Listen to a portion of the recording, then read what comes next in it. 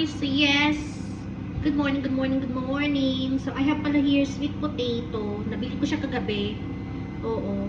So magluluto ako isa, just one. I think one is enough. Yes, one is enough. And I also got some bananas. Yes, perfect. So magluluto tayo. I-ano ko na siya kasi oo, kailangan akong kumain ng ng mga healthy char. Hindi kasi lumalaki yung tiyan ko. Yes. Oo. Hindi din kasi ako nag-exercise ng basta sit-ups. So, but I do squat and then yeah, every day I do squat for sa kuan. But the sit-ups I don't do it. And since we are right here, because diba I used to do that kettle, but we don't have that here. Maybe we gonna get new one if we gonna decide to stay longer here. We see. So but then let's cook our kamote. Only one kamote. I need only one kamote. Okay, wait a minute.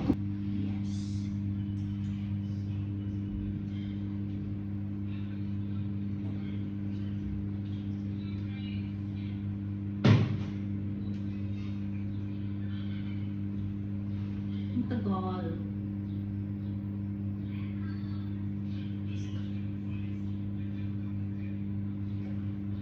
Last time nag-cook ako nito na overcook siya. Kasi napabayaan ko, hindi ko siya na-check.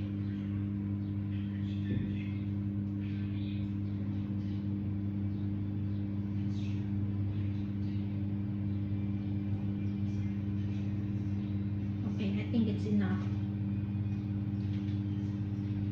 So, ayun.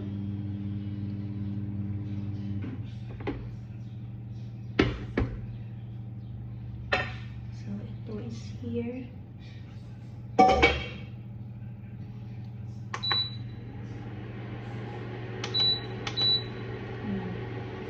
So, cook lang natin siya.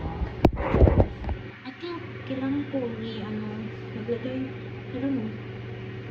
Pero yes, while cooking, kain tayo isang banon.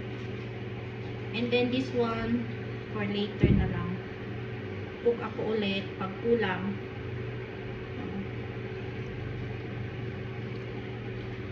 Time check, it's already 9:15.